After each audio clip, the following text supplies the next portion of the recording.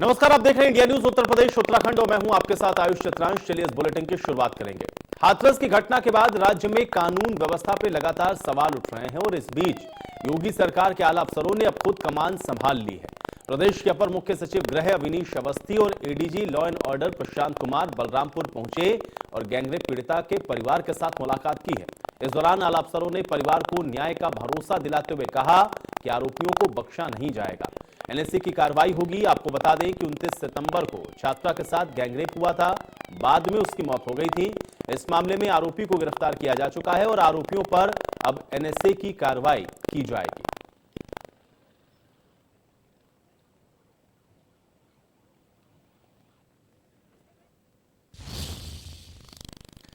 वहीं हाथरस में पीड़ित परिवार से मिलने पहुंचे राष्ट्रीय लोकदल के कार्यकर्ताओं पर पुलिस ने लाठीचार्ज किया और यहां पर पीड़िता के गांव पहुंचे आरएलडी कार्यकर्ताओं ने बैरिकेडिंग को तोड़ दिया था। इसके बाद पुलिस ने रालोद कार्यकर्ताओं को दौड़ा लिया और फिर लाठीचार्ज शुरू कर दिया। इस दौरान जयंत चौधरी मीडिया में इस मामले पर बयान दे रहे थे, लेकिन पुलिस ने उन पर भी बल का प्रयोग करने का प्रयास किया।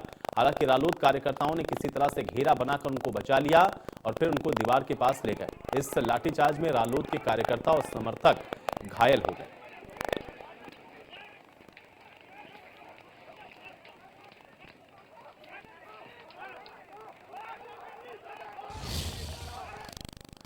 तो हाथरस में राजनीतिक सरगर्मियां बढ़ती जा रही हैं और रेप पीड़िता के परिजन से मुलाकात करने गए समाजवादी पार्टी और राष्ट्रीय लोकदल के कार्यकर्ताओं का पुलिस के साथ टकराव हो गया।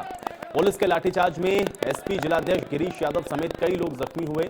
आरएलडी नेता जयंत चौधरी पर भी पुलिस ने लाठियां बरसाई। हालांकि कार्यकर्ताओं ने उन्हें बचाते हुए एक घेरा बना लिया। एक के बाद एक राजनीतिक दल हाथरस पहुंच रहे हैं। भीम आर्मी चीफ चंद्रशेखर आजाद हाथरस पहुंचे और परिवार के साथ मुलाकात की। सरकार से पीड़ित परिवार की सुरक्षा की भी मांग की।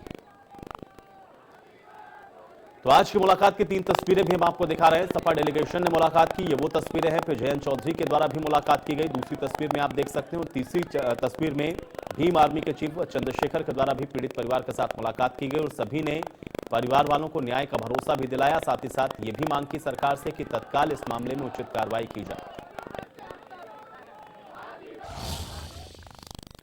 तो हाथरस और अलीगढ़ में आरोपियों के समर्थन में पंचायतें भी हो रही हैं और कुछ लोग मामले को सवर्ण बनाम दलित का मुद्दा बनाने की कोशिश में लगे हुए हैं। हाथरस में जहां पे पूर्व विधायक राजवीर पहलवान ने पंचायत की, तो इस दौरान सीबीआई जांच के सरकार के फैसले का स्वागत भी किया गया।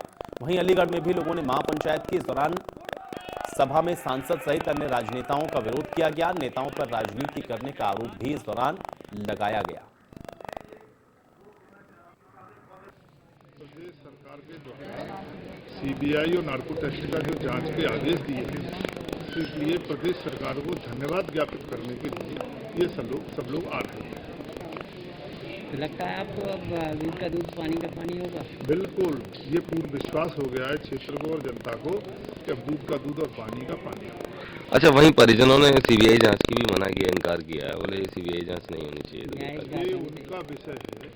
जनता यही चाहती थी कि ये जो अब तक झूठ का प्रकरण दिखाया जा रहा है और जो निर्दोष फर्जी लोगों के नाम बढ़ाए गए हैं राजनीतिक दबाव और कुछ दूसरे पक्षों के द्वारा, वो सत्य का सत्य जनता के सामने आना चाहिए कि सत्य क्या है। हाथरस में पूर्व विधायक राजवीर पहलवान के घर आवास पर एक महापंचायत आयोजित की गई, जिसमें सैकड़ों लोगों ने भाग लिया है। श्रवण समाज का सीधा सा कहना था कि जो मामला हुआ है उसकी एक सीधी जांच होनी चाहिए। सीबीआई जांच के लिए मुख्यमंत्री योगी आदित्यनाथ का धन्यवाद भी किया है। हमारे साथ में उपस्थित है। क्या नाम है सर आपका? मेरा नाम प्रदीप कुमार सिंह, एडवोकेट।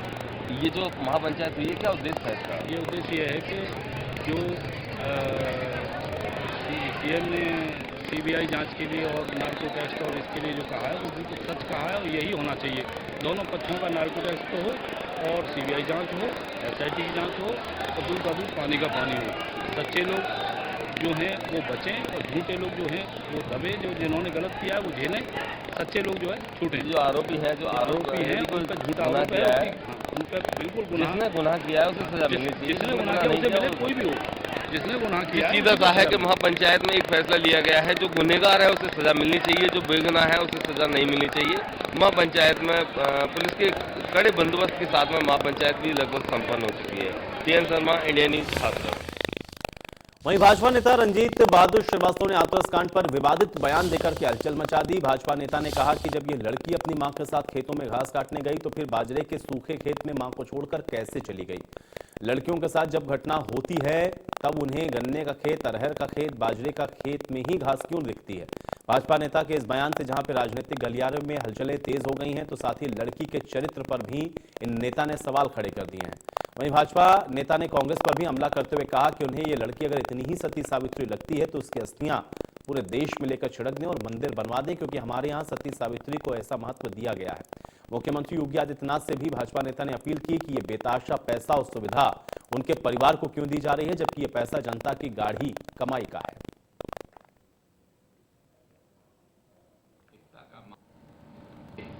कि आज जब बाजरे की फसल कटाई हो रही है, उसकी सूखा खेत है, तो बाजरे के खेत में कौन सी घास थी जिसको काटने ये लड़की माँ भाई को छोड़कर चली गई? कौन सी घास थी? तो बहुत बड़ा सवाल है, बहुत बड़ा सवाल है गांव देहात के अंदर। इन लड़कियों को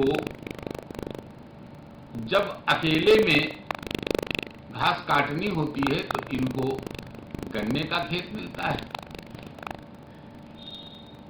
मक्के का खेत मिलता है, अरहर का खेत मिलता है, बाजरे का खेत मिलता है, और कहीं इनको घास ही नहीं मिलती। ये एक बहुत बड़ा सवाल है। मैं नहीं कह रहा हूं, मैं संदीप के नाम के लड़के को मैं क्लीन चिट नहीं दे रहा हूं, क्योंकि उसके साथ तो इसका अफेयर, वहां की जो सूचनाएं आ रही हैं, वीडियो आ रहे हैं, इसका तो 3 साल पहले का अफेयर था उस लड़के के साथ में। योगी जी से कहना चाहूंगा कि किस बात के 25 लाख, ये जनता की कमाई है, किस बात के लिए मकान, किस बात के लिए उसे तमाम सुविधाएं क्यों दिया जा रहा है। और मैं कांग्रेस से कहना चाहता हूं कि अगर इसी तरह की सती सावित्री अगर उनको तलाश कर रहे हैं तो इसकी अस्थियों को ले जाएं। मैं प्रशासन से कहूंगा उनको दे दें और शंकर जी की तरह से इसको लाद करके देश भर में छिटवाएं, महामंदिर बनवाएं और मंदिर बनवा करके उसकी पूजा करें, जिस तरह से हमारे यहाँ सती पार्वती की पूजा की जाती है। तो सुल्तानपुर के 3 दिवसीय दौरे के अंतिम दिन सांसद मेनका गांधी हाथरस की घटना पर बयान दिया। मेनका ने कहा कि इंसान की नीयत हम लोग नहीं बदल पा रहे हैं, ये घटना बेहद अफसोसजनक है और आज हर महिला की आंख में आंसू है। बताते चलें कि दौरे के अंतिम दिन आज सांसद मेनका गांधी लंबुआ कस्बे में पहुंची थी, जहां पर उन्होंने पोस्ट ऑफिस के नवनिर्मित भवन का लोकार्पण किया है।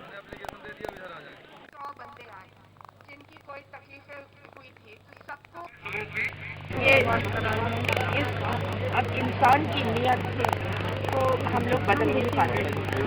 ये जो हुआ है ये बहुत अफसोस की बात है। इसमें एक औरत आँख में आंसू और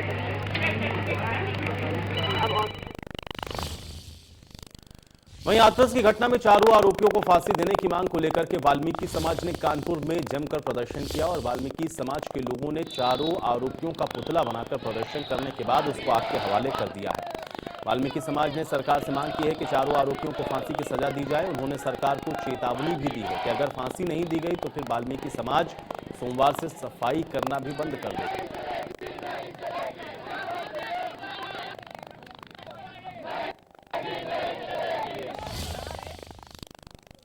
वहीं गाजियाबाद में किसान के मुद्दे पर सरकार का पक्ष रखने पहुंचे केंद्रीय मंत्री वीके सिंह से इंडिया न्यूज ने खास बातचीत की है। इस मौके पर उन्होंने यूपी की कानून व्यवस्था पर भी जवाब दिया है।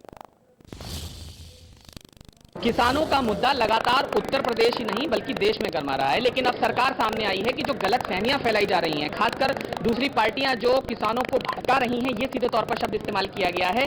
तो वो सामने आई है सरकार और ये कह रही है कि आपको इस पे गलतफहमी की जरूरत नहीं है, किसानों के पक्ष में ये जो बिल हैं वो हैं। हमारे साथ बात करने के लिए केंद्रीय सड़क एवं परिवहन राज्य मंत्री वीके सिंह जी मौजूद हैं, जो गाजियाबाद के सांसद भी हैं। सर, स्वागत है आपका इंडिया न्यूज पर। ये जानना चाहेंगे किसानों को लेकर आज आप सामने आए सर, क्या कुछ आपकी तरफ से इस पर प्रतिक्रिया है? देखिए, जो दोनों विधेयक जो आए हैं वो किसानों की सहूलियत के लिए आए हैं और 6 साल से जिस प्रकार से मोदी सरकार काम कर रही है और मोदी जी की एक सोच है कि किसान की आय दुगनी हो, किसान का फायदा हो, उसके ऊपर काम किया जा रहा है। ये दोनों विधेयक उसी लाइन के ऊपर हैं और क्योंकि किसानों का फायदा हो रहा है तो मुझे समझ में नहीं आता कि इसमें विरोध क्यों है। विरोध उन पार्टियों का है जिनको लगता है कि उन्होंने तो काम किया नहीं किसानों के लिए, ये सरकार लगातार किसानों के लिए काम कर रही है, तो उनका वोट बैंक उनको जाता हुआ दिखाई दे रहा है, इसलिए विरोध। सर कौन पार्टियां अगर आप सारी विरोधी पार्टी। सर आपने किसानों का एक जिक्र किया, लेकिन किसानों का कुछ बकाया क्योंकि गन्ने को लेकर भी है। आपने बांस का भी जिक्र किया, पहले चीन से आता था और फिर बीजेपी ने आने के बाद उसमें सुधार किया। इन दोनों चीज़ों पर प्रतिक्रिया जानते हुए हम चाहेंगे। और साथ ही साथ सर, क्योंकि किसान ये भी कह रहे हैं कि ये जो विधेयक हैं इसके बाद कुछ बिजनेसमैन के हाथों में कमांड चली जाएगी, उनको फायदा नहीं हो पाएगा, तो ये क्या गलतफहमियां हैं, क्या कुछ है सर ये? देखिए, बिजनेसमैन के पास कैसे चली जाएगी कमान? आज जो मंडियां हैं, आज तो सारी कमान बिचौलियों के हाथ में। अब किसान को स्वतंत्र किया जा रहा है, वो अपने खेत से बेचना चाहता, खेत से बेच ले, व्यापारी वहां से उठा के ले जाएगा, उसको टैक्स भी नहीं देना पड़ेगा। टैक्स कौन देता? किसान देता बेचारा, कोई आड़ती नहीं देता टैक्स, ठीक है। और दाम जो है, जो किसान बोलेगा उसके ऊपर एक व्यापारी आता है, वो उठाना चाहता है, अगर उसको दाम ठीक नहीं देता वो दूसरे के पास चला जाएगा। तो अब किसान का वर्चस्व बढ़ेगा, व्यापारी का नहीं। तो क्या सर देरी नहीं हुई? सरकार को किसानों के बीच पहले जाना चाहिए था, CAA जैसा ही कहीं ना कहीं एक पूरा। ऐसा नहीं है, ये जब विधेयक बने थे इसके ऊपर तकरीबन 1 साल से बातचीत चल रही है, किसान संगठनों से भी बात की गई है। जब कोई चीज आ जाती है उसके बाद राजनीति शुरू होती है। कुछ किसान संगठन ऐसे हैं, उनको पता है कि फायदा हो रहा है किसान का, लेकिन वो अपना दिखाने के लिए कि हाँ जी हम भी फला यूनियन है, हम भी फला समूह हैं, हमारी भी बात अलग होनी चाहिए, हमको कहीं ना कहीं कुछ राजनीतिक फायदा मिले, ये सब वो है।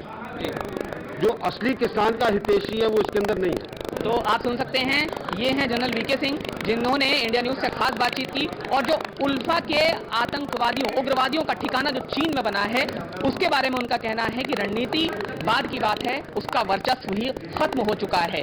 गाजियाबाद से जतिन गोस्वामी, इंडिया न्यूज, किसान। और चलिए इसी के साथ रुकेंगे यहाँ पर एक छोटे से ब्रेक।